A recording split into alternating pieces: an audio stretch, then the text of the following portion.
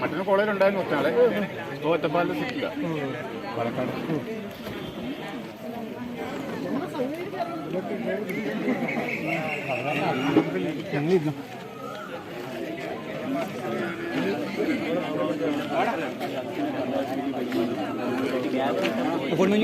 ഞങ്ങളുടെ ഇങ്ങോട്ടുള്ള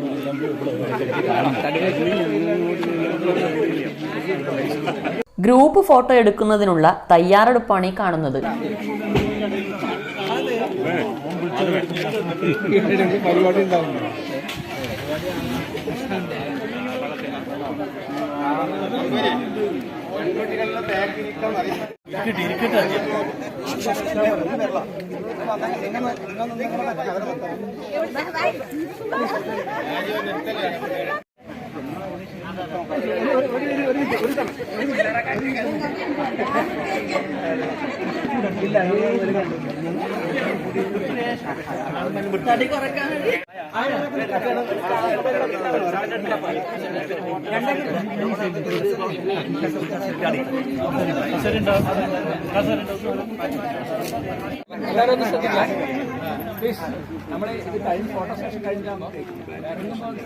അതെ അതെ നോക്കിയാൽ ശ്രദ്ധിച്ചാൽ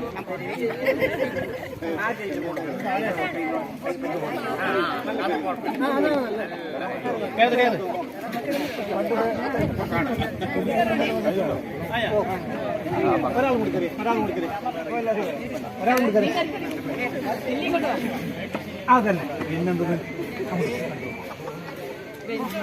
എന്താ വെല്ലുവിളി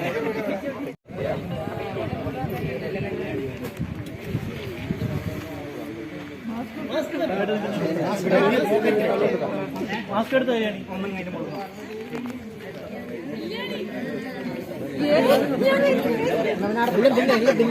അതെ ഇപ്പൊ ഫോട്ടോ കഴിഞ്ഞിട്ട് നമുക്ക് വർത്താനം പറയാം. ഇന്നത്തെ ദിവസം നമ്മൾ ഒരു കുറെ സമയം നിൽക്കുന്നത്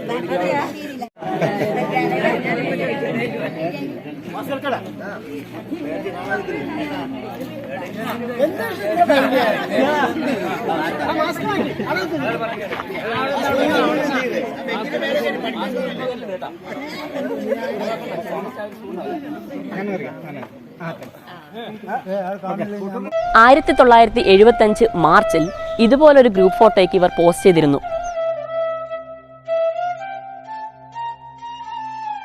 47 വർഷങ്ങൾക്ക് ശേഷം വീണ്ടും ഇതുപോലെ ഒത്തുചേരാൻ പറ്റിയതിന്റെ സന്തോഷം ഏവരുടെയും മുഖത്ത് കാണാം.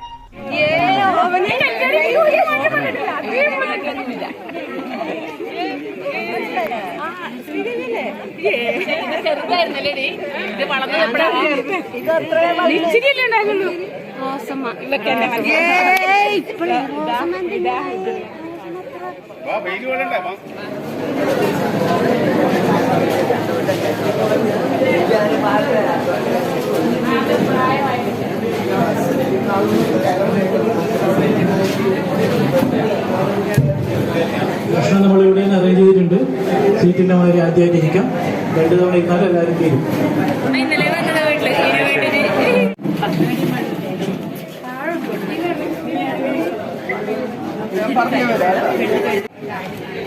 ഇപ്പോൾ ഇവിടെ വന്ന കുറേ ആൾക്കാർക്ക് അറിയില്ല, ഒരു വഴിയില്ല, ഒരുമിച്ച് പഠിച്ചതാണ് ഇവിടെ അറിയാം. ഇങ്ങനൊരു അവസരം എനിക്ക് തന്നതിന് ഞാൻ എല്ലാവരോടും നന്ദി പറയുകയാണ്. കാത്തിരിക്കും കുറുമ്പ്രാവേ നിൻ ഇണവരാറായി കുറുകി ഞരങ്ങി കാത്തിരിക്കും കുറുമ്പ്രാവേ നിൻ ഇണവരാറായി ആരും മരുവിൽ ഒരു തുണയില്ലെന്ന് ഒരു നീ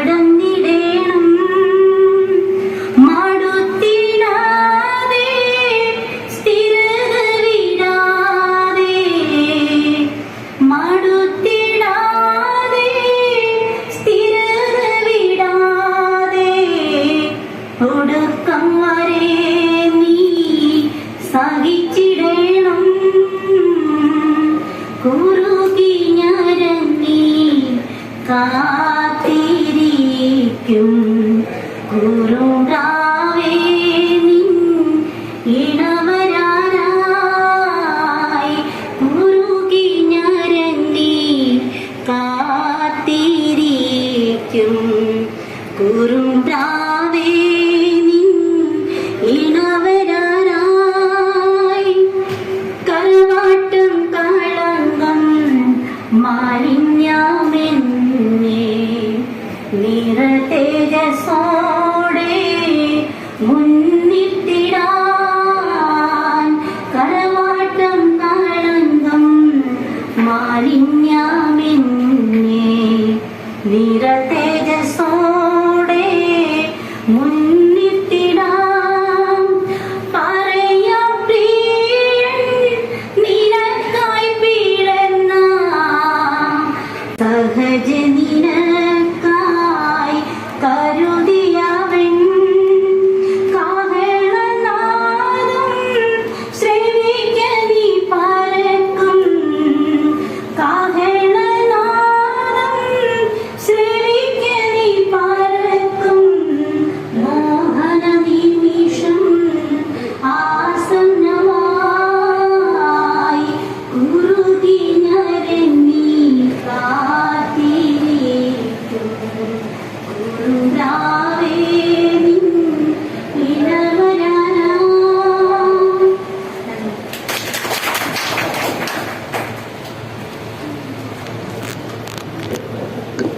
നമ്മൾ ഇതിന്റെ തുടക്കം കുറിക്കുമ്പോൾ എല്ലാവർക്കും ഒരു കത്തയച്ചിട്ടുണ്ട്. ജനുവരി മാസത്തിലയച്ചു, ജനുവരി 17 മടക്ക തപാലിൽ കൊണ്ട് അയക്കാൻ വേണ്ടി സ്റ്റാമ്പ് ഒട്ടിച്ച കവർ ഇൻക്ലൂഡ് ചെയ്തിട്ട് അയച്ചതാണ്. അപ്പൊ ഞാനത് പോസ്റ്റ് ഓഫീസിൽ ഫോളോ അപ്പ് ചെയ്യുന്നു. ഇത്രയും ദൂരം ഡ്രൈവ് ചെയ്തിട്ട് ഈ മഹാമാരി കാലത്ത് ഈ ബന്ധടുക്കയിൽ എത്ര പറയുമ്പോൾ ആ ഒരു സ്നേഹം വളരെയേറെ വിലമതിക്കുന്നു. അതുകൊണ്ട് പോകാൻ തിരക്കായല്ലേ ദിവസിന് മകനെയും കൂട്ടിയിട്ട് വന്നതല്ലേ. ഒരു 5 മിനിറ്റ് ഇരിക്കാൻ പറ്റുമെങ്കിൽ ഇരിക്കാം, അല്ലെങ്കിൽ ഞാനൊന്നും നിർബന്ധിക്കില്ല. പോന്നാണ് പിന്നെ ആയിക്കോട്ടെ, ഈ കാര്യങ്ങൾ അറിയിക്കാം. ഓക്കെ, ആ ശരി, ഓക്കെ.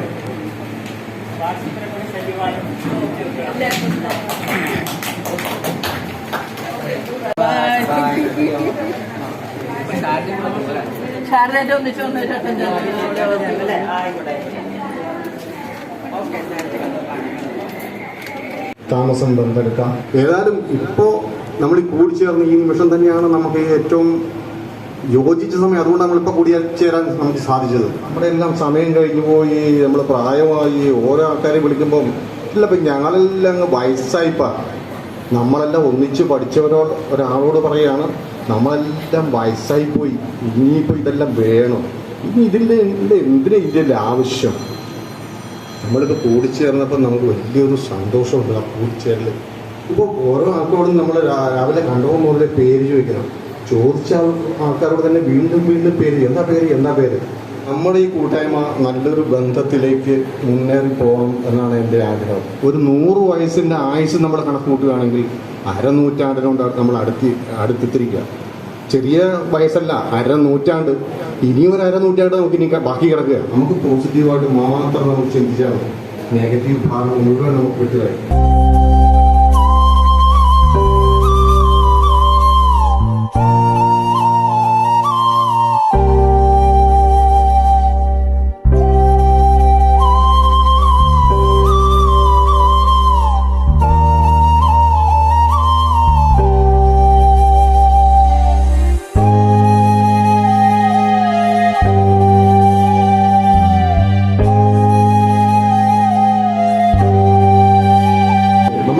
ഒരാളെ സഹായിക്കാൻ കഴിയും. അതിനൊക്കെ നമുക്ക് ചെയ്യാൻ കഴിയും. നമ്മളെ കഴിയുന്നത് സമൂഹത്തിന് വേണ്ടി എന്തൊക്കെ ചെയ്യാൻ കഴിയും അത് ചെയ്യാം. കുടുംബത്തിൽ വരുന്ന ഓരോ മംഗളകർമ്മങ്ങളിലേക്കൊക്കെ നമുക്ക് ക്ഷണിക്കാം. അവിടേക്ക് എല്ലാവരും കൂടി ചെല്ലുമ്പോൾ ഉണ്ടാകുന്ന ആ സന്തോഷവും കാര്യങ്ങളും വളരെ വലുതായിരിക്കും. ഈ സന്തോഷം അതുപോലെ തന്നെ നിലനിന്നു പോകട്ടെ. എല്ലാവർക്കും ആയുരാരോഗ്യ സൗഖ്യം നേരുന്നു, സന്തോഷം നേരുന്നു. ഓക്കെ. ഈ വരാത്ത ആളുകളുടെ പേര് ഞാൻ വായിക്കാം. 11 ആൾക്കാരാണ് വരാത്തത്. 1 ഹരികോമളൻ, 2 Subbarayan, 3 Vamanan, Vijayakumar KR, Leelavathi, Shankari, Thresiamma, sister threes, പിന്നെ മാത്തുക്കുട്ടി, മണിയൻ, ഉപേന്ദ്രൻ, എലിയാമ്മ KK. അതിൽ ഒരാൾ ഒരു മെസ്സേജ് പ്രത്യേകം പറയാൻ പറഞ്ഞു എൻ്റെ അടുത്ത്. ഈ ത്രേസ്യാമ്മയാണ്. ത്രേസ്യാമ്മ സിസ്റ്റർ ത്രീസ എന്നാണ് ഇപ്പോൾ അവർ അറിയപ്പെടുന്നത്. നിർമ്മല ഹോസ്പിറ്റലിൽ ജോലി ചെയ്യുന്നത് കോഴിക്കോട്. അപ്പോൾ കഴിഞ്ഞ നമ്മുടെ വാട്സപ്പ് ഗ്രൂപ്പിൽ അവരെ ചേർക്കാൻ വേണ്ടിയിട്ട് പറ്റിയിട്ടുണ്ടായിരുന്നില്ല. ആദ്യം അവരുടെ നമ്പർ കിട്ടിയിട്ടുണ്ടായിരുന്നു. പിന്നീട് കിട്ടിക്കഴിഞ്ഞപ്പോൾ പത്താം ശ്രമിച്ചപ്പോൾ അതിന് എന്തോ ടെക്നിക്കൽ ഇഷ്യൂ കാരണം അവർക്ക് മെസ്സേജ് കൊടുത്തു. വളരെ നല്ല ഒരു റെസ്പോൺസാണ് ആളുകളുടെ നിന്ന് കിട്ടിയിരിക്കുന്നത്. 72 പേരിൽ 61 ആൾക്കാർ ഈ പ്രായത്തിൽ ഇവിടെ എത്തിച്ചേരുക എന്നൊക്കെ ഒരു ദിവസം ഇത്രയും ദൂരത്ത് നിന്ന് ഇപ്പം ഒരുപാട് ആൾക്കാർ ചെന്നൈയിൽ നിന്ന് പാലക്കാട്, കോട്ടയം ഒക്കെ ഉള്ള ആൾക്കാർ, കൊല്ലത്തു നിന്നൊക്കെ ആൾക്കാർ ഇവിടെ വന്നിട്ട് പങ്കെടുക്കുക എന്ന് പറഞ്ഞാൽ വളരെ സന്തോഷമുള്ള കാര്യമാണ്. നമുക്കൊരു എക്സിക്യൂട്ടീവ് കമ്മിറ്റി 15 ആൾക്കാരെ ഉൾപ്പെടുത്തിക്കൊണ്ടുള്ള ഒരു കമ്മിറ്റിയാണ് ഞാൻ ഇതിപ്പോൾ സജസ്റ്റ് ചെയ്യുന്നത്. ആയിട്ട് എക്സിക്യൂട്ടീവ് കമ്മിറ്റി കൺവീനറായിട്ട് ഉദ്ദേശിക്കുന്ന പത്മാക്ഷയാണ്. 2 ജോയിന്റ് കൺവീനേഴ്സാണ്. ഒന്ന് ഞാൻ തന്നെയാണ്, വേണുഗോപാൽ കെ ആണ് ജോയിന്റ് കൺവീനർ. പിന്നെ ട്രഷററായിട്ട് പ്രഭാകരൻ. പിന്നെ കമ്മിറ്റിയിലെ മെമ്പേഴ്സായിട്ട് പഞ്ചായത്ത് അംഗമായിട്ടുള്ള മാധവൻ പൈനങ്ങാണ്ടുള്ള, ചന്ദ്രപിള്ള, രാജീവൻ, രാജപ്പൻ, ശ്രീധരൻ, കുടുംബത്തിലുള്ള ശ്രീധരൻ, വേണുഗോപാലൻ തൊലിയായിട്ടുള്ള നളിനി ഉൾപ്പെടുത്തിയിട്ടുണ്ട്, രാധ, അതുകൊണ്ട് ബാലേന്ദ്രൻ നമ്പൂതിരി, മനോമോഹൻ കെ പി അങ്ങനെ ഒരു 15 അംഗ കമ്മിറ്റിയാണ് നിർദ്ദേശിക്കുന്നത്. ഒരു യുവ കവി നമ്മുടെ കൂടെ ഇരിപ്പുണ്ട്. ഈ ബന്തെടുക്ക മണ്ണിന്റെ ചൂടും ചൊറിയും അനുഭവിച്ച് കവിതയിലൂടെ പകർത്തുന്ന ഈ ബന്തെടുക്ക സ്കൂളിന്റെ PTA പ്രസിഡന്റായും പുരോഗമന കലാ സാഹിത്യ സാംസ്കാരിക പരിപാടികളിൽ അദ്ദേഹത്തിൻ്റെ വ്യക്തിമുദ്ര പതിപ്പിക്കുകയും ചെയ്ത ആ യുവകവി പത്മാഷന്റെ അനുജൻ കൃഷ്ണൻ മേലത്ത്. ഞാൻ ഈ സ്കൂളിൽ 5ാം ക്ലാസ്സിൽ പഠിക്കുന്ന അവസരത്തിൽ ഇവിടെ 10ാം ക്ലാസ്സിൽ പഠിച്ചവരാണ് എൻ്റെ മുമ്പിലിരിക്കുന്നത്. അതുകൊണ്ട് തന്നെ ഇവർ ഓരോരുത്തരും തന്നെ നിങ്ങൾക്ക് ഗുരുക്കന്മാരാണെന്ന് പറയുന്നതിൽ അഭിമാനമേ ഉള്ളൂ, സന്തോഷമേ ഉള്ളൂ.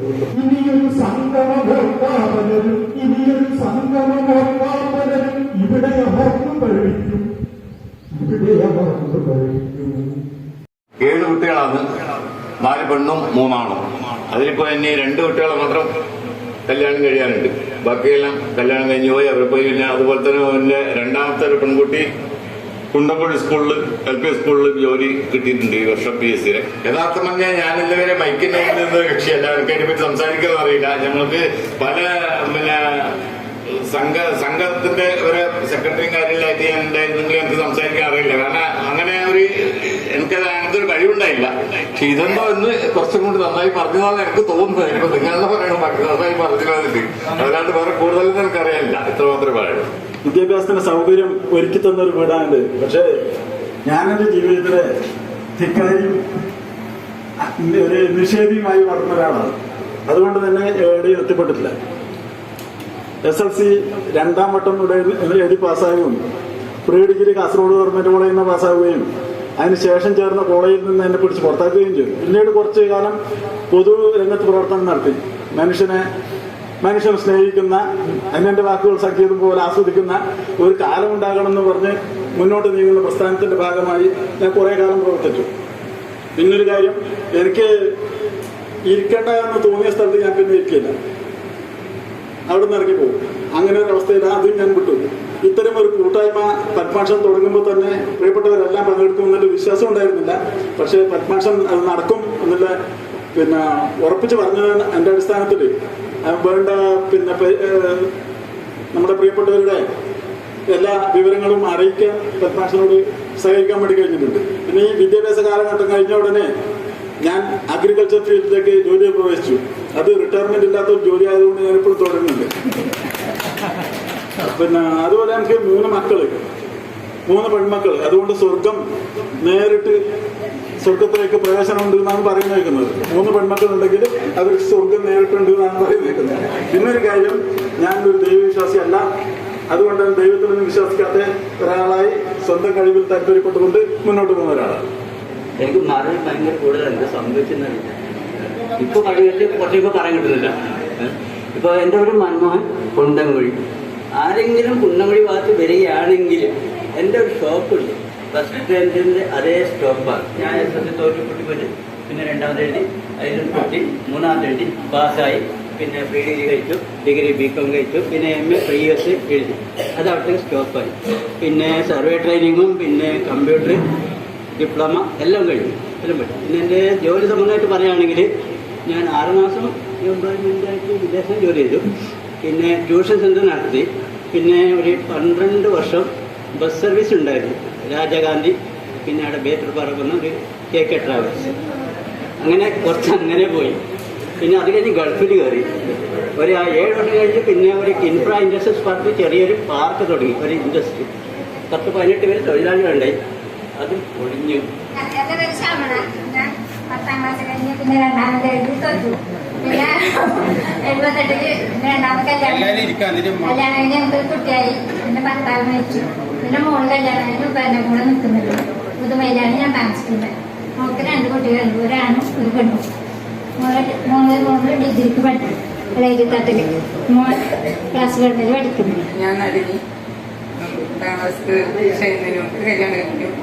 4 പെൺമക്കളുടെ ഭർത്താവ് കുഞ്ഞും പറഞ്ഞത് വേറെ ഈ ഒരു സംഘം ചേരാൻ സാധിച്ചതിന് വളരെ സന്തോഷം. എൻ്റെ പേര് ശ്രീദേവി. 10ാം ക്ലാസ് കഴിഞ്ഞ മുമ്പ് എൻ്റെ കല്യാണം കഴിഞ്ഞു. 10-15 വർഷം കഴിയുമ്പോൾ ഭർത്താവ് മരിച്ചു. 3 കുട്ടികളുണ്ട്. ആ കുട്ടികളുമായി ഞങ്ങൾ ഇപ്പോൾ കുട്ടികളെല്ലാം വളരെ ഉഷാറിലുണ്ട്. നല്ല രീതിയിൽ ഭർത്താവിൻ്റെ അനിയനാണ് എന്നെ കല്യാണം കഴിച്ചത്. ഒരേ ദിവസമായിരുന്നു ഞങ്ങളുടെ കല്യാണം. രവീന്ദ്രൻ നായർ എന്നെ ജോലി കിട്ടി. ജോലി 25 വർഷം റിട്ടയർഡായതിനു ശേഷം കച്ചവടം നടന്നു. മക്കൾ 2 മോൻ ബാംഗ്ലൂർ ജോലി, മകള് കല്യാണം കഴിഞ്ഞു. രാജി പെരിങ്ങാലം ആണ് താമസം. കുട്ടികളുണ്ട്, ഒരു പെണ്ണും, അച്ഛനുണ്ട്, അമ്മയുണ്ട്. താമസം. എൻ്റെ പേര് മാധവി. ഞാൻ പിന്നെ സ്കൂളിൽ പഠിച്ചു 10ാം ക്ലാസ്സിൽ പോകുന്നു. കല്യാണം കഴിഞ്ഞു. എൻ്റെ ഭർത്താവ് വില്ലേജ് ഓഫീസറായിരുന്നു പന്തടുക്കയിൽ. മരിച്ചിട്ട് 1.5 കൊല്ലമായി. 3 കുട്ടികളുണ്ട്.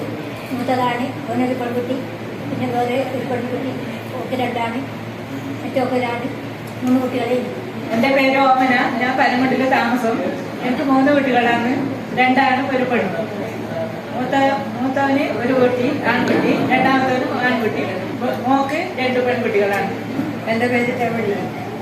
ഞാൻ മൂന്നാട് താമസം. എനിക്ക് മക്കൾ 3, ഒരാണും 2 പെണ്ണും. മോന് 2 കുട്ടികൾ, മോക്ക് 2 കുട്ടികൾ. മോനൊരാൾ ഒരു പെണ്ണും, മോക്ക് 2 ചേരിപ്പാടിയിൽ താമസിക്കുന്നു. എനിക്ക് 4 പെൺമക്കളാണ്. 4 ആള് കല്യാണം കഴിഞ്ഞ് 20 കുട്ടികളുമായി സുഖമായി ജീവിക്കുന്നു. ാണ് എൻ്റെ വീട്. 3 മക്കളുണ്ട്, 2 ആണും ഒരു പെണ്ണും. അപ്പോൾ ഗൾഫിൽ വെച്ചാണ് എറണാകുളത്ത്. മകളുടെ കല്യാണം.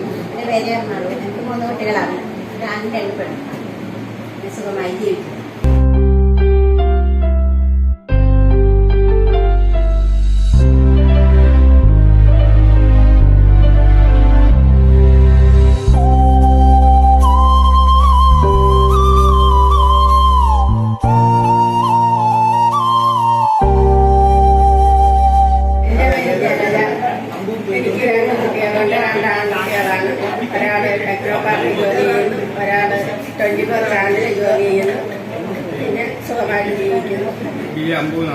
ഞാൻ SLC വിട്ടമാതെ പൊതുരംഗത്തേക്ക് സജീവമായി, SLCയുടെ പഠിക്കുമ്പോൾ പൊതുരംഗത്തേക്ക് സജീവമായിട്ട് ആയതാണ്.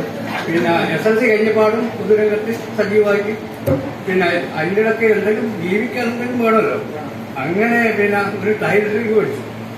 ടൈലറിങ് പഠിച്ചിട്ട് കുപ്പായം എടുത്ത് തുടങ്ങി. അപ്പോഴാണ് നമ്മൾ അടിയന്തരാവസ്ഥ മുതൽ. പിന്നെ ഇത് 75-76. അപ്പോൾ അടിയന്തരാവസ്ഥ വന്നിട്ട് നമ്മ പൊതുരംഗത്തിൽ ഒരാളല്ലേ. അപ്പോൾ പിന്നെ ബെല്ലിച്ചനാണ് എന്നെ വളർത്തിയതും പഠിപ്പിക്കാനും ബെല്ലിച്ചനാണ്. അപ്പോൾ ബെല്ലിച്ചൻ്റെ കീഴിൽ അടിയന്തരാവസ്ഥ വന്നിട്ടാകുമ്പോൾ ഒരു ദിവസം രാവിലെ എൻ്റെ ഗുരുവിനെ പോലീസ് പിടിച്ചിട്ട് കൊണ്ടുപോയി. രാവിലെ പോലീസ് ജീപ്പിലിട്ട് അങ്ങോട്ടും ഇങ്ങോട്ടും കൊണ്ടുവന്നു. അപ്പോൾ എൻ്റെ ബെല്ലിച്ചൻ പറഞ്ഞു, പിന്നെ ടൈലറിൻ്റെ വിഷയം വേണമെന്ന് പറഞ്ഞാൽ ഞാനത് വിളിച്ചു കൊടുത്തു. എനിക്ക് ജീപ്പ് വേണമെന്ന് പറഞ്ഞു കഴിഞ്ഞാൽ അതിനിപ്പോൾ എന്ന് നാട്ടുകാരോട് പറയുന്നത്. ബെല്ലിച്ചൻ വന്നിട്ട് പോലീസ് ജീപ്പിൽ പോകാനാക്കി ഒരാട്ടി കൊണ്ട് പിന്നെ അത് കഴിഞ്ഞു. അത് കഴിഞ്ഞ് പൊതുരംഗത്ത് തന്നെ അധികാരമുണ്ട്. പിന്നെ പൊതുരംഗത്ത് പ്രവർത്തിക്കുമ്പോൾ പറഞ്ഞാൽ ഒരു ദിവസം റെസ്റ്റില്ല. അങ്ങനെ എൻ്റെ അളിയൻ എന്താക്കി അറിയാം, എൻ്റെ പെങ്ങളെ കൊണ്ടുപോയാൽ ഇങ്ങനെ ദുബൈക്ക് കൊണ്ടുപോകാം. ഏതായാലും എന്നാൽ കുറച്ച് മതിയാക്കുമല്ലോ. പിന്നെ അങ്ങനെ ദുബൈക്ക് കൊണ്ടുപോയി.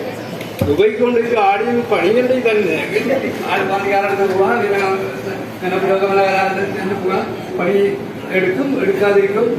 അങ്ങനെ വരുമ്പോൾ വിസ കഴിഞ്ഞു. ഞാൻ വിസ പുതുക്കിയിട്ടില്ല. വരുമ്പോൾ പൈസയില്ല. പിന്നെ എൻ്റെ പാസ്പോർട്ട് നോക്കിയെങ്കിൽ ഞാനിപ്പോൾ ഓടിച്ചു ഗവൺമെൻറ്റിൻ്റെ കണക്കിൽ. ഇപ്പം ഞാനിങ്ങനെ ഒത്തിരി കഴിഞ്ഞ് പോകുന്നു. അതെല്ലാം കഴിഞ്ഞ് കുറച്ച് പിന്നെ ഇങ്ങനെ നാട്ടുമ്പാത്തല്ലായി ആയിട്ടാകുമ്പോൾ ഞാനൊരു കല്യാണം വെച്ചു. 3 കുട്ടികൾ ആയി. അപ്പം അങ്ങനെയുള്ളപ്പോൾ ഓൾറെഡി ബ്യൂട്ടീഷ്യനായിട്ട് പണിയിലേക്ക് ജോലി കയറി ഇന്നും ബ്യൂട്ടീഷ്യനായിട്ട് പണിയെടുക്കുന്നുണ്ട്. മക്കൾ 3 ആളാണ്, 3 ആൺകുട്ടികളുടെ 3 കൊല്ലം ജീവിക്കുന്നതിൻ്റെ ആഗ്രഹത്തോടു കൂടി അത് മനസ്സുറപ്പ് 3 കൊല്ലം അതാണ് നമ്മളെ. ഇപ്പോൾ 64 വയസ്സായി. എത്ര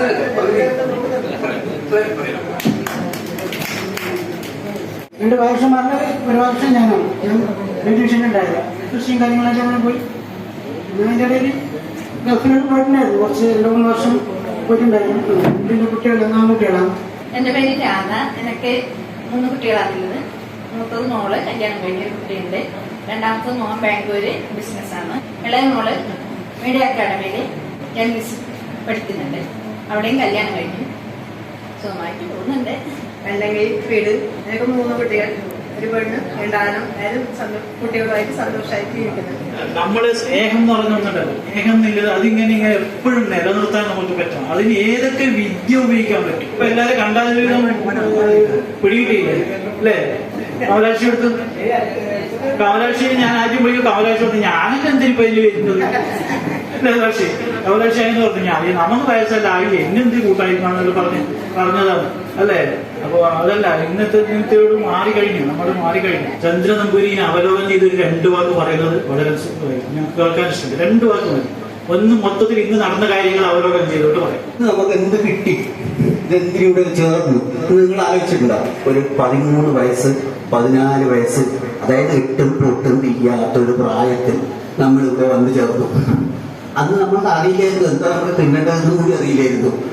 എന്ത് കിട്ടിയ വാരി തിന്നു, കളിക്കുക, ബെല്ലടിക്കുമ്പോൾ പുറത്തേക്ക് പോവുക. കുറെ ആൾ പഠിക്കാൻ വന്നു, കുറെ ആൾ ജോലി അടിക്കാൻ വന്നു. ഞാൻ ആ ജോലി അടിക്കാൻ വരുന്ന കൂടുതലായിരുന്നു. അപ്പോൾ വീട്ടിൽ ഭയങ്കര ഒരു 7ാം ക്ലാസ് വരെയൊക്കെ ഭയങ്കര സ്ട്രിക്റ്റായിട്ട് വളർത്തിയൊരു കുട്ടിയായിരുന്നു. എന്നെ തുറന്നു വിട്ട ഒരു കിളിയെ പോലെ ഇങ്ങോട്ട് വിട്ടത് എൻ്റെ വീട്ടുകാർ. എന്താണ് ഇവൻ ഇവിടെ ചെയ്യുന്നതെന്ന് അവരാലോചിച്ചിട്ടില്ല. പഠിക്കാൻ ബുദ്ധിയിലായിട്ടൊന്നുമല്ല. ഞാൻ 2ാമത്തെ ചാൻസിൽ 299 മാർക്കോടെ പാസ്സായി. വെറും 6 മാസത്തെ ഗ്യാപ്പുണ്ട്. പഠിക്കാൻ ബുദ്ധിമുട്ടല്ല, നമ്മളെ നിയന്ത്രിച്ചത് നമ്മളെ ക്ലാസ്സിൽ നമ്മളെ പഠിപ്പിച്ച മാഷന്മാരും അവർ പഠിപ്പിച്ചു പോകുന്നുണ്ടല്ലോ, പഠിക്കുന്നുണ്ടോ എന്ന് അവർ ശ്രദ്ധിച്ചിട്ടില്ല. പഠിക്കുന്ന കുട്ടികൾ പഠിച്ചുകൊണ്ടിരുന്നു. അത് 14 ജയിച്ചു എന്നല്ലേ പറഞ്ഞു അല്ലെ? നമ്മളെ 10th 14 ജയിച്ചു. ബാക്കിയെല്ലാം ബുദ്ധിയില്ല. എൻ്റെ ആണ് അപ്പൊ ഒന്നുമല്ല, അതിനേക്കാൾ ഭയങ്കരന്മാരായിട്ടുള്ള എല്ലാവരും ഉണ്ട്. പക്ഷെ പഠിക്കാനില്ല. ആ ഒരു ഉത്സുകത നമ്മൾ, അതായത് ആ കിട്ടിയ ഇത് നമ്മൾ ആഘോഷിച്ചു. ശരിക്കും ആഘോഷിച്ചു. ഞാൻ ഈ അതോടൊരുമാനൊക്കെ കാസേര തിരിച്ചിട്ടിട്ട് ഇരുന്നിട്ട് സ്കൂൾ കുറച്ച് നിരന്ന് പോയിട്ടുണ്ട്. അങ്ങോട്ടും ഇങ്ങോട്ടും കാസേര തിരിച്ചു വെച്ചിട്ട് മൂപ്പർ ഡ്രൈവറാണ്, ഞാൻ ബാക്കിലിരിക്കുന്ന ആളാണ്. നേരത്തെ നിന്ന് ഓടും അങ്ങോട്ടും ഇങ്ങോട്ടും. അപ്പോൾ അന്ന് ഒരു എന്താ പറയുക, തുറന്നുവിട്ട കിളിയുടെ ആ ഒരു സന്തോഷം. അതേ ആ നമ്മളിവിടെ ഇന്ന് വന്ന് ചേർന്നു. ഇന്നിപ്പോൾ നമുക്ക് കിട്ടിയതുണ്ടല്ലോ ഈ അനുഭൂതി. ജീവിതത്തിൽ നമ്മളെപ്പോൾ ഇത് തട്ടിപ്പോകുമെന്ന് പറയാൻ പറ്റില്ല. കാരണം നമ്മളൊക്കെ ഗ്യാരണ്ടി കഴിഞ്ഞ കൂട്ടത്തിലാണ്. എപ്പോൾ തട്ടിപ്പോകുമെന്ന് പറയാൻ പറ്റില്ല. പക്ഷേ ഈ ഇത് നമ്മുടെ ഈ ബുദ്ധിയുടെ ഒരു ഭാഗത്ത് അവിടെ അങ്ങനെ സ്റ്റോർ ചെയ്തിട്ടുണ്ട്. ഇത് നിങ്ങൾ ഇന്ന് വേണം, ഇന്ന് രാത്രി വേണമെങ്കിൽ നോക്കാം, നിങ്ങൾക്ക് ഉറപ്പ് വരില്ല എന്ന്. ശരിക്കും നിങ്ങൾ പോയി വീട്ടിൽ പോയിരുന്ന് ആലോചിച്ചോ, നിങ്ങൾക്ക് ഉറപ്പ് വരില്ല. ഇത് ഇങ്ങനെ ആലോചിച്ചുകൊണ്ടിരിക്കുന്നു. ഇനി അടുത്ത ഒരു നമ്മൾ എത്ര കാലം നമ്മൾ ജീവിച്ചിട്ടുണ്ടോ അത്രയും കാലം ഇത് ആലോചിച്ചുകൊണ്ടേയിരിക്കും. ഇന്നത്തെ ഈ സംഭവം ശരിയാണോ അല്ലയോ? ശരിയല്ലേ? ആ തന്നെ. അപ്പോൾ നമ്മൾ ഇന്നിവിടെ കൂടിയത് നമ്മളെ ഹൃദയത്തിൽ സൂക്ഷിക്കുക. ഇനി അങ്ങോട്ട് നമ്മളോട് കഴിയുന്ന സഹായം, അതായത് ഒന്ന് ചേർത്ത് വെച്ചിട്ടൊന്നും ഒരു കാര്യമില്ല. ഞാൻ പറയാം, ഞാൻ അതുപോലെ ഒരുപാട് സമ്പാദിച്ചവനെ, ഒരുപാട് ദൂരത്തടിച്ചവനെ, എന്ത് പോയാലും ശരി നമ്മൾ പിന്നാലെ ധനം വന്ന് ചേരും. നമുക്ക് നല്ലൊരു മനസ്സും നല്ലൊരു ഇതുണ്ടെങ്കിൽ നമ്മൾ പിന്നാലെ വന്ന് ചേരുമല്ല. അതുകൊണ്ട് നമ്മൾ എന്തെങ്കിലുമൊക്കെ ചെയ്യാൻ പറ്റുമെന്ന് നമുക്ക് എല്ലാവർക്കും കൂടി ശ്രമിക്കാം. നമ്മളാ കഴിയുന്നത് എന്ന് പറയുന്ന പക്ഷേ നമ്മളാ കഴിയുന്നത് നമുക്ക് എല്ലാവർക്കും കൂടി എല്ലാവർക്കും എന്തെങ്കിലും ഒരു സഹായം, ആരെങ്കിലും പഠിക്കുന്ന കുട്ടികൾക്കോ അല്ലെങ്കിൽ സ്കൂളിൻ്റെ കാര്യത്തിനോ എന്തെങ്കിലും വേണമെങ്കിൽ നമ്മളെ കയ്യിൽ നിന്ന് നമ്മളെല്ലാവരും കൂടി ഒത്തുചേർന്ന് എന്തെങ്കിലും കൈയൊഴിഞ്ഞൊരു ഇതൊക്കെ ചെയ്തു. ഇന്ന് തന്നെ ഇത്ര എടുക്കണമെന്ന് അങ്ങനെയല്ല ഞാൻ പറയുന്നത്. നമ്മൾ മെല്ലെ ആലോചിച്ച് നമുക്ക് തീരുമാനിക്കാം. ഇവിടെ ഞാൻ തിരിച്ച് ചെന്നൈയിലേക്ക് പോകും. പക്ഷെ പോകുന്നത് ഒരുപാട് മധുരം നിറഞ്ഞ അനുഭൂതികളോടെയാണ് ഞാൻ പോകുന്നത്. അതുകൊണ്ട് ഇത് നമ്മുടെ ജീവിതാവസാനം വരെ ഈ ഈ പരിചയം പുതുക്കൽ ഓർമ്മയും നിലനിൽക്കട്ടെ എന്ന് പ്രാർത്ഥിച്ചുകൊണ്ട് ഞാൻ നിർത്തുന്നു.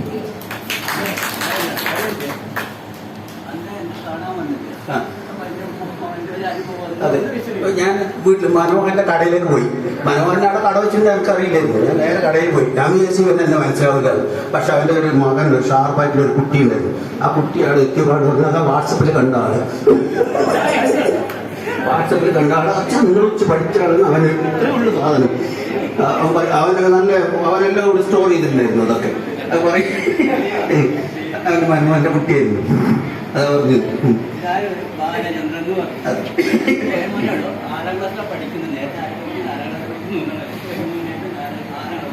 ഞാൻ വിളിക്കാറുണ്ട്. നമ്മളെ ഈ കൂടുതൽ നമ്മൾ സ്ഥിരം കാണുന്ന ആൾക്കാരെ വൈദ്യമാധവനെയോ എല്ലാം ഞാൻ വിളിക്കാറുണ്ട്. ഞാൻ സ്ഥിരം വിളിക്കലുണ്ട്. ഞാൻ ആരും മാർക്കറ്റൊന്നും നാട് വിട്ട് പോയിട്ടുണ്ടെങ്കിലും എനിക്ക് എല്ലാം ഓർമ്മയിട്ട് ഇവിടെ നടന്ന ഓരോ കാര്യങ്ങളും എൻ്റെ തലയിലുണ്ട്.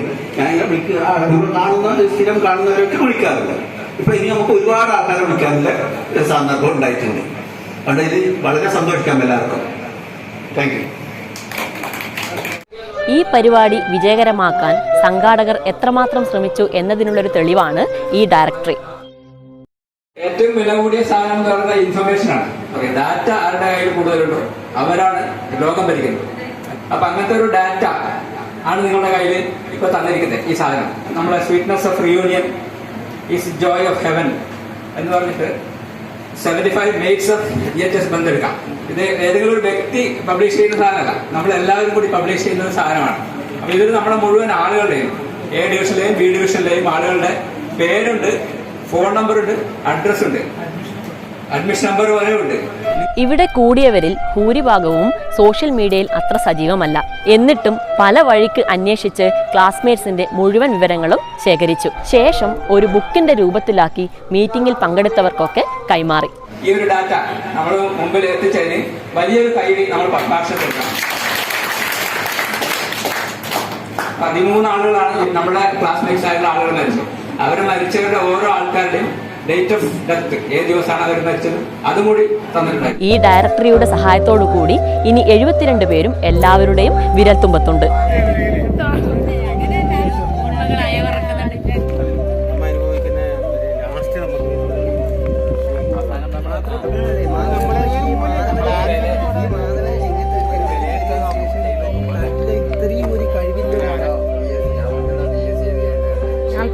വർഷങ്ങൾക്ക് ശേഷമുള്ള ഒരു കൂട്ടായ്മ, അതിൻ്റെ ഒരു ഊഷ്മളതയും അതൊക്കെ ഒരുപക്ഷെ ഇനി അടുത്ത ജനറേഷനൊന്നും നമ്മൾ കാണാൻ പറ്റില്ല എന്നാണ് എനിക്ക് തോന്നുന്നത്.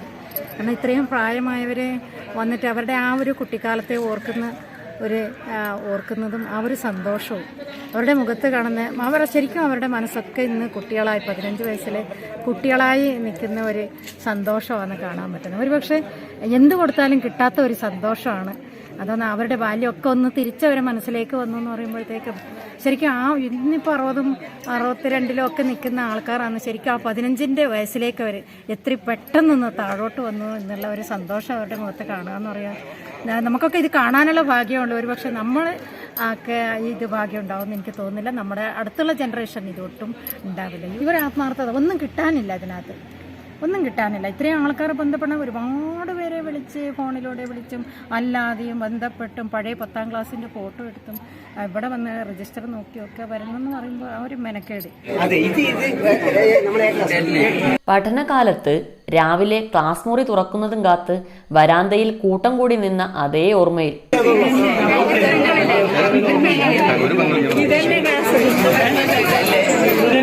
അതെ, ഓർമ്മയുണ്ട്. ഇതുതന്നെ അന്ന് പഠിച്ച ക്ലാസ് മുറി.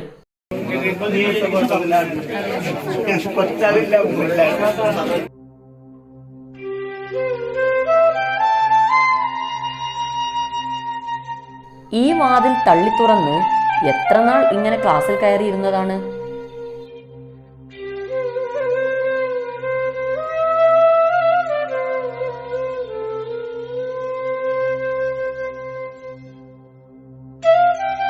അതേ ക്ലാസ് മുറിയിൽ കയറിയപ്പോൾ ഇവർക്കുണ്ടായ പ്രത്യേക അനുഭവം, ആ അനുഭവത്തിന് എന്തു പേരാണ് പറയുക?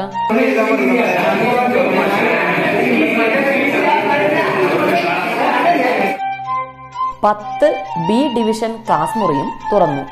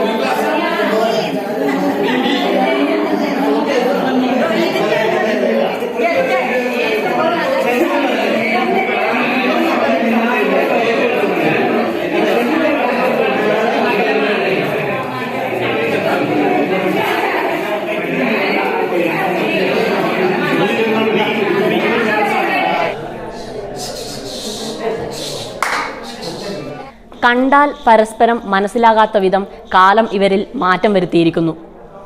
എന്നാൽ അവരവരുടെ ക്ലാസ് മുറിയിൽ അവരുടെ ബെഞ്ചിലെ സീറ്റിലെത്തിയപ്പോൾ പരസ്പരം മനസ്സിലാകാൻ ഒരു ബുദ്ധിമുട്ടുമുണ്ടായില്ല എന്നത് സന്തോഷകരം.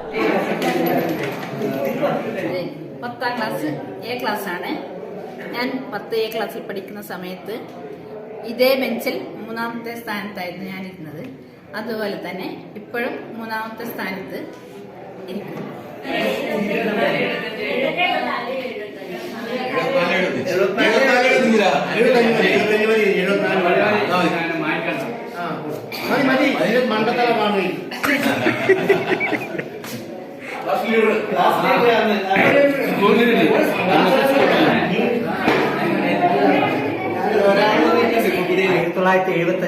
ഏകദേശം ഇതേ സായാഹ്നം സമയത്ത് 47 വർഷം മുമ്പേ ഇതേ ക്ലാസ് റൂമിൽ ഇതേ ബെഞ്ചിൽ ഇരുന്ന 3 കുട്ടികളാണ് ഞങ്ങൾ 3 പേര്. മാഷൻ, ഞാൻ, അതുപോലെ താമ്പാൻ, പിന്നെ മൻമോഹൻ. ദൈവാദിനം കൊണ്ട് ഇന്നും ഞങ്ങൾക്ക് ഈ കാലത്ത് കൂടി ഒന്നിച്ചിരിക്കുന്ന സൗഭാഗ്യം കിട്ടിയത് ദൈവത്തിന് നന്ദി പറയുന്നു.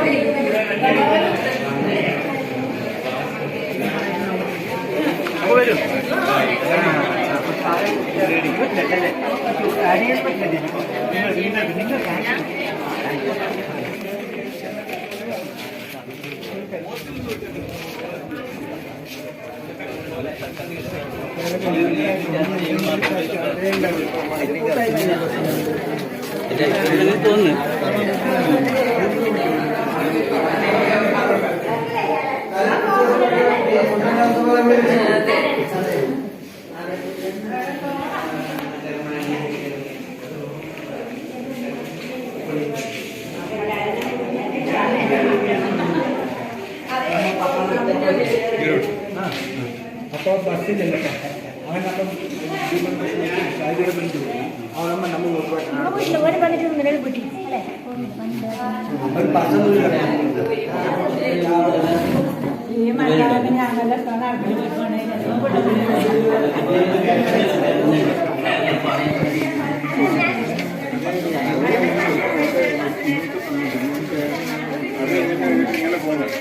ഇങ്ങനെ ഒരിക്കലും കൂടെ ഇത് അടുത്ത കുടുംബം ആരും ഇതിപ്പോ കുറച്ചുപേര് 5 കൊല്ലം 10 കൊല്ലമൊക്കെ ഉള്ളിൽ പോകും.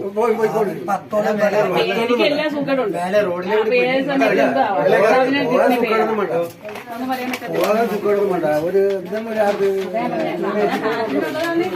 സ്കൂളിൽ കലോത്സവത്തിന് പരിപാടികൾ നടക്കുന്ന പ്രധാന വേദിയാണിത്.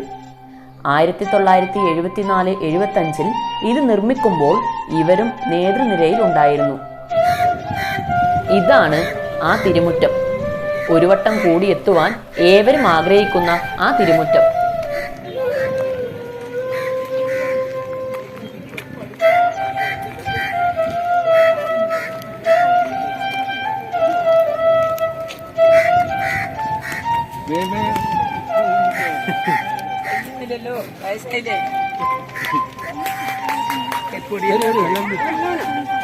അന്ന് ഈ പടികൾ ദിവസവും എത്ര പ്രാവശ്യം കയറുകയും ഇറങ്ങുകയും ചെയ്തിട്ടുണ്ടാവും.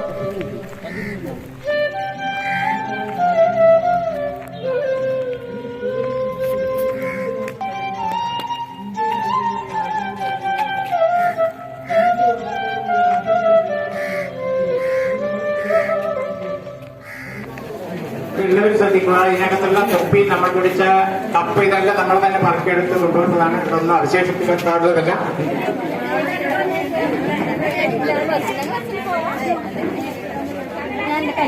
ഞാൻ പോകുന്നുണ്ടായിരുന്നു ബാങ്കിലേക്ക് പോകുന്നുണ്ടായിരുന്നു.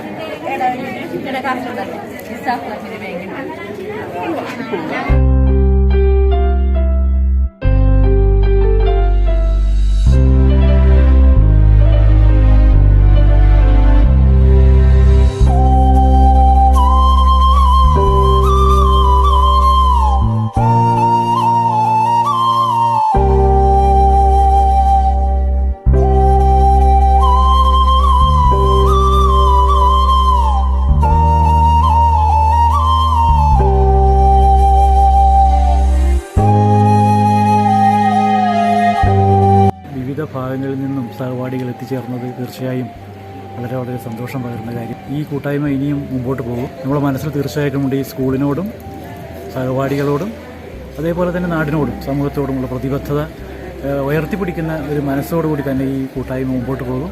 വളരെ നല്ല രീതിയിൽ ഇന്നത്തെ ദിനം ആഘോഷിക്കാൻ പറ്റിയത് സന്തോഷത്തിൻ്റെ ഒരു ഒത്തുചേരൽ തന്നെയായിരുന്നു എന്നാണ് എനിക്ക് പറയാനുള്ളത്. എല്ലാവരോടും പ്രത്യേകിച്ച് നന്ദി പറയുന്നു. വിവിധ വിഭാഗങ്ങളിൽ നിന്ന് 2-3 ദിവസം മുമ്പേ ഈ കൂട്ടായ്മയ്ക്ക് വേണ്ടി എത്തിച്ചേർന്ന ഒരുപാട് സഹപാഠികളുണ്ട്. അവരോടൊക്കെ നിശ്ചയമായ നന്ദി പറയുന്നു. ഹെഡ്മിസ്ട്രസ് വളരെ നല്ല സഹകരണം തന്നിട്ടുണ്ട്. അവരോടും നല്ല രീതിയിൽ ഞാൻ നന്ദി രേഖപ്പെടുത്തുകയാണ്. എല്ലാവരോടും ഒരിക്കൽ കൂടി നന്ദി രേഖപ്പെടുത്തിക്കൊണ്ട് നിർത്തുകയാണ്.